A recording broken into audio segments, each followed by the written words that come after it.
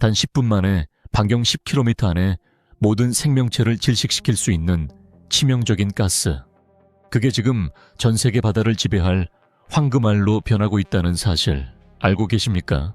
불과 얼마 전까지만 해도 비료 공장 근처만 가도 코를 찌르던 그 고약한 암모니아 냄새가 이제는 대한민국 경제를 먹여 살릴 100조 원짜리 수표가 되어 울산 앞바다에 나타났습니다. 2026년 4월 9일 울산의 차가운 바닷바람을 뚫고 거대한 배 두 척이 그 위용을 드러냈을 때 현장에 있던 벨기에 선사회장은 할 말을 잃고 그저 배를 올려다보기만 했습니다. 축구장 2개를 이어붙인 것보다 큰 이 거대한 쇳덩어리들이 기름 한 방울 없이 오직 암모니아로만 태평양을 건너겠다고 선언했기 때문입니다. 이건 단순한 배 한 척의 진수식이 아닙니다. 지난 150년 동안 인류가 바다 위에 뿌려온 시커먼 벙커추의 시대를 끝내고 대한민국이 전 세계 바다에 새로운 규칙을 써내려가는 역사적인 선전포고였습니다. 도대체 왜 전 세계 해운업계 거물들이 중국의 헐값 공세를 뒤로하고 울산으로 몰려드는 걸까요?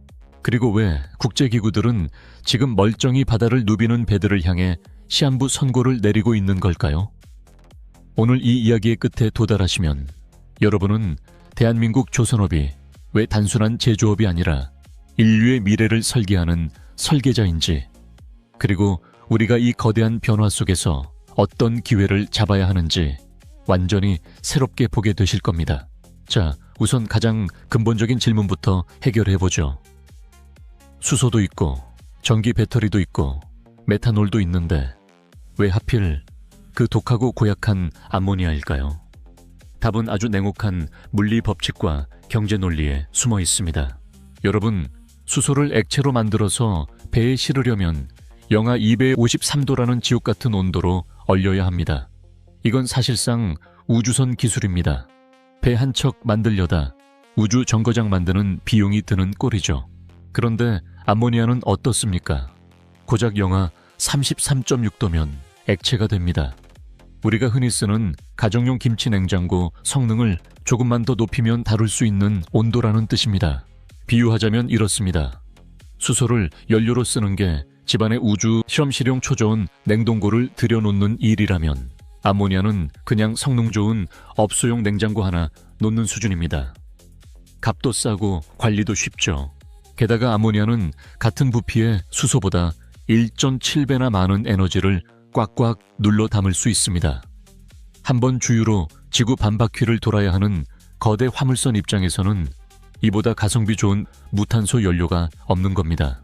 하지만 여기서 독성이라는 거대한 장벽이 나타납니다. 암모니아는 공기 중 농도가 5000ppm만 노출돼도 사람이 숨을 멈추고 즉사할 수 있는 화학 무기급 물질입니다. 배 엔진에서 암모니아가 조금이라도 새어나온다? 그건 바로 대참사입니다. 실제로 울산항에서 8인치짜리 작은 구멍이 뚫리는 사고를 가정해 시뮬레이션을 돌려봤더니 단 10분 만에 악취가 10km 밖까지 퍼진다는 결과가 나왔습니다. 서울 광화문에서 동대문까지 거리가 통째로 마비되는 셈이죠. 이 때문에 그동안 전 세계 조선소들이 이론은 알지만 감히 엄두를 못 냈던 겁니다. 그런데 2026년 4월 9일 HD 현대중공업이 울산에서 선보인 안트베르펜호와 아를롱호는 이 괴물을 완벽하게 길들였습니다. 암모니아가 쌓일 틈을 주지 않는 특수 재료로 화물창을 도배하고 미세한 누출조차 실시간으로 잡아내는 다중감지 시스템을 겹겹이 깔았습니다. 만약 가스가 배출되더라도 이를 외부로 내보내지 않고 다시 회수해버리는 마법 같은 시스템을 구축한 겁니다. 여러분, 이건 단순히 배를 만드는 기술이 아닙니다. 인류가 한 번도 가보지 못한 무탄소 항해라는 미지의 영역에 대한민국이 가장 먼저 깃발을 꽂은 사건입니다. 전 세계가 위험해서 안 된다고 고개를 저을 때 대한민국의 엔지니어들은 밤을 지새우며 그 독성가스를 안전한 에너지로 바꿔놓았습니다. 이게 바로 오늘날 대한민국이 전 세계 바다의 설계자로 불리는 진짜 이유입니다. 그럼 이제 시야를 더 넓혀서 왜 지금 이 배들이 전 세계 선주들에게 마지막 희망이 되었는지 그 배후를 살펴봐야 합니다. 지금 바다 위에는 보이지 않는 단두대가 세워져 있습니다. 바로 국제해사기구 IMO와 유럽연합 EU의 환경규제라는 단두대입니다. IMO는 이제 배가 얼마나 탄소를 뿜어내느냐에 따라 성적표를 매깁니다. A부터 E까지 딱지를 붙이는데 이게 그냥 장식이 아닙니다. D나 이 등급을 받은 배는 전 세계 주요 항구에 발도 못 붙이게 만들고 결국엔 운항 자체를 금지하겠다는 겁니다. 이게 얼마나 무서운 숫자냐면요. 보도에 따르면 2030년이 되면 대한민국 국적 화물선의 66%가 이 낙제점을 받아 바다에서 쫓겨날 위기에 처해 있습니다. 셋 중 둘이 고철 덩어리가 된다는 소리입니다. 이건 우리나라만의 문제가 아닙니다. 전 세계 바다를 누비는 노후 선박들이 한꺼번에 사형 선고를 받은 것이나 다름없습니다. 여기에 유럽은 한술 더 뜹니다. 2024년부터 유럽항에 들어오는 배들에게 탄소 배출권이라는 이름의 엄청난 벌금을 물리고 있습니다. 우리 선사들이 유럽에 갖다 바쳐야 할 돈만 연간 수천억 원에 달합니다. 2050년까지 이 규제를 맞추지 못해 지불해야 할 예상 벌금이 무려 6조 6천억 원입니다. 선주들 입장에서는 피눈물이 나는 상황이죠. 낡은 디젤선을 계속 굴리자니 벌금 때문에 회사가 망할 판이고 그렇다고 배를 안 굴릴 수도 없습니다. 결국 그들이 선택할 길은 단 하나.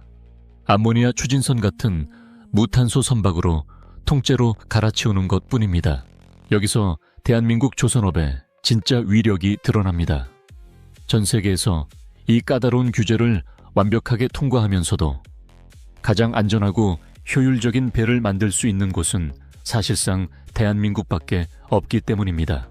지금 전 세계 선박 발주 물량의 절반 이상이 친환경 선박으로 쏠리고 있는데 그 핵심 수혜자가 바로 우리의 울산과 거제입니다.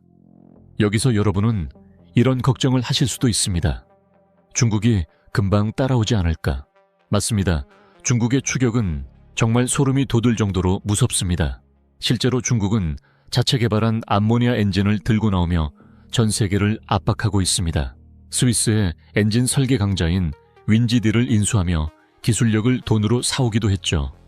하지만 여러분, 배는 엔진 하나 있다고 굴러가는 게 아닙니다. 암모니아처럼 위험한 물질을 다룰 때는 수만 개의 부품이 완벽한 하모니를 이루어야 합니다. 한국은 지난 10년 동안 메탄올 추진선부터 시작해 차근차근 데이터를 쌓아왔습니다. 단순히 배를 만드는 게 아니라 사고가 났을 때 어떻게 대응할지, 연료를 어떻게 안전하게 주입할지에 대한 거대한 매뉴얼을 국가 전체가 함께 만들어 온 겁니다. 벨기에의 엑스마르 같은 초인류 선사들이 중국의 파격적인 할인을 뿌리치고 울산으로 오는 이유는 명확합니다. 내 배와 선원들의 목숨을 중국의 미완성 기술에 맡길 수 없다는 신뢰의 격차입니다. 이건 돈으로 사는 게 아니라 수십 년간 현장에서 기름때 묻히며 쌓아올린 대한민국의 자존심이 만든 결과입니다. 실제로 벨기에의 엑스마르 회장은 울산에서 완성된 배를 보고 이렇게 말했습니다. 현대중공업의 기술력은 이제 단순한 제조를 넘어 예술의 경지에 올랐다. 이건 의례적인 칭찬이 아닙니다. 자국의 운명을 건 거대 자본이 대한민국의 기술에 무한한 신뢰를 보낸 역사적인 순간인 겁니다. 하지만 우리가 취해 있을 수만은 없는 냉혹한 현실도 있습니다. 최근 보고서를 보면 뒷목이 서늘해지는 지점이 나옵니다. 배는 준비됐는데 정작 이 배에 암모니아를 채워줄 주유소가 부족하다는 겁니다. 암모니아는 전량 수입에 의존하고 있고 항구에 암모니아를 저장하고 주입할 인프라는 이제 막 걸음마 단계입니다. 싱가포르나 로테르담 같은 글로벌 항만들은 이미 수조 원을 쏟아부으며 이 벙커링 시장을 선점하려 혈안이 되어 있습니다. 우리가 기술로 앞서가도 인프라에서 밀리면 결국 남의 나라 항구에 수수료를 다 갖다 바치는 꼴이 될 수 있습니다. 또한 그린 암모니아라는 거대한 숙제도 남았습니다. 배에서 탄소를 안 뿜어내도 그 암모니아를 만들 때 석탄이나 가스를 펑펑 써서 탄소를 배출한다면 반쪽짜리 친환경이라는 비판을 피할 수 없습니다. 그래서 재생에너지로 만드는 그린 암모니아 공급망을 누가 먼저 장악하느냐가 2030년 이후 해운 패권의 핵심이 될 겁니다. 한화오션과 HD 현대중공업이 단순한 조선소를 넘어 에너지 기업으로 변신하려고 발버둥 치는 이유가 바로 여기에 있습니다. 대한민국 조선업의 역사를 기억하시나요? 70년대 아무것도 없던 미포만 백사장 사진 한 장 들고 영국으로 건너가 우리도 배를 만들 수 있다며 차관을 빌려오던 그 무모한 도전 말입니다. 그때 전 세계가 비웃었습니다. 하지만 우리는 50년 만에 세계 1등이 되었고 이제는 전 세계가 불가능하다고 했던 독성가스 연료를 정복해냈습니다. 2010년대 중국의 물량 공세에 밀려 수만 명의 노동자가 눈물을 머금고 거제를 떠나야 했던 그 아픈 기억들, 그 시련이 오히려 우리를 더 강하게 만들었습니다.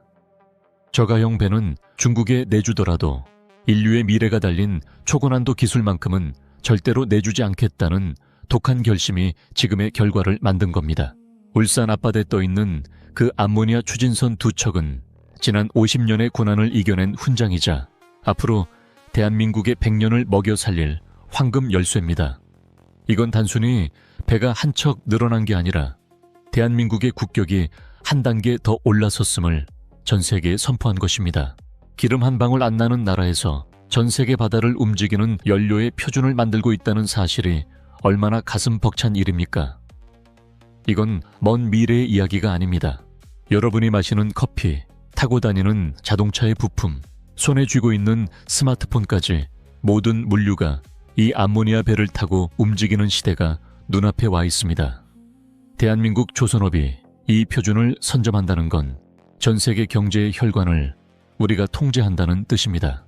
우리가 만든 배가 아니면 바다를 다닐 수 없는 시대, 대한민국의 기술이 아니면 물류가 멈추는 시대, 이건 이제 상상이 아니라 현실이 되고 있습니다. 앞으로 조선업 소식을 접하실 때 단순히 수주 금액만 보지 마세요. 그 배가 암모니아 추진선인지, 탄소 배출 등급은 어떠한지, 그리고 우리 항만에 암모니아 벙커링 시설이 지어지고 있는지를 눈여겨보십시오.